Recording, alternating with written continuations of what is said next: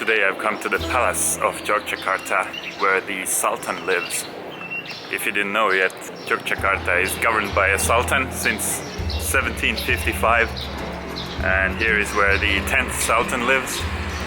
It's more of a tourist attraction and a museum right now, but the Sultan still lives here. The museum contains all sorts of gifts and artifacts from the European kings. To get in here, it costs 7,000 rupiah. Parking is 2,000. And if you want to film or take photographs, it's another 2,000. So not too bad, considering it's a tourist attraction.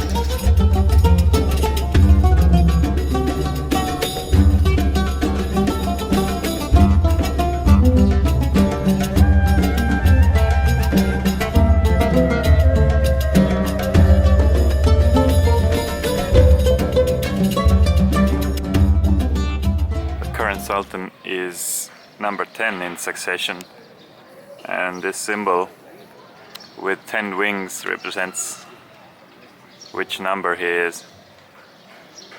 So I'm not sure if they change the symbol. They will govern this whole area until they pass away, so they don't get elected like the president. But if I understand correctly, their level of power here is the same as a governor in Indonesia. So despite having a full power over this region and not being elected to power but being born into it, they are still answering to the president of Indonesia.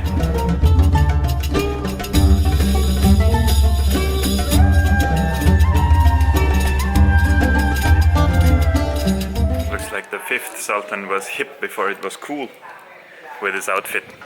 Not sure why, but they even have your mom's rolling pin here.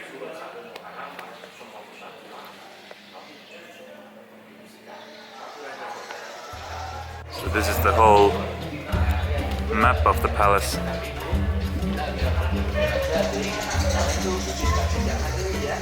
I could only make it up to here. Maybe we can go around to the other side, but so far I've seen only like 30% of the palace, so this is the rest.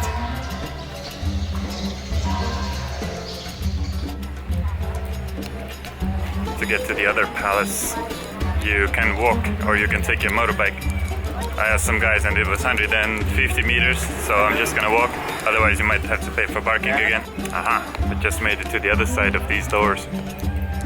Finally found some doors that are my size here in Indonesia.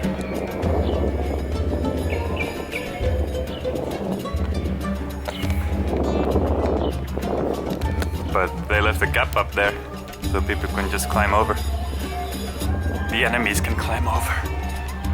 So the first place I went to was 7,000 plus 2,000 to get in. This one was 15,000 for the ticket and 1,000 for the camera.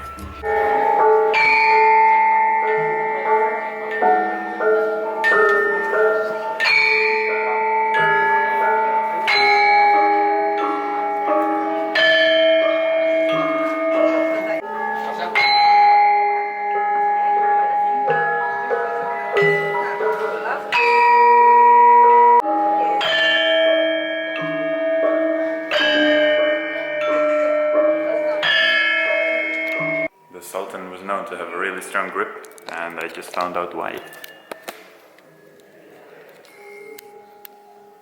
It's an ancient grip, strength training machine or piece of equipment from the 1600s. Here's a fun fact. The current Sultan here has 5 daughters and 0 sons. So despite the tradition of governing the whole region in monarchy being passed down from father to son, the current Sultan can't do it. So he's actually preparing to give the so-called throne over to his daughter, and the rest of the family is not very happy with it because it's breaking the hundreds of years old tradition. So we'll see what's gonna happen once the time comes. But the current princess, whose room rumored to become the new leader, has studied in Europe and Australia and is very fluent in English, so they're getting on with the modern times apparently.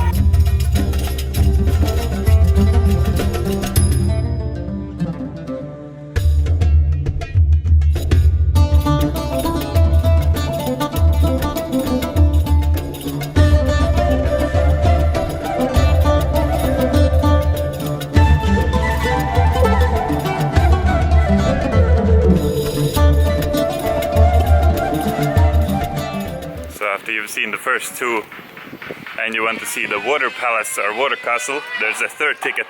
I'd like to thank people for making a sidewalk here, aka no sidewalk.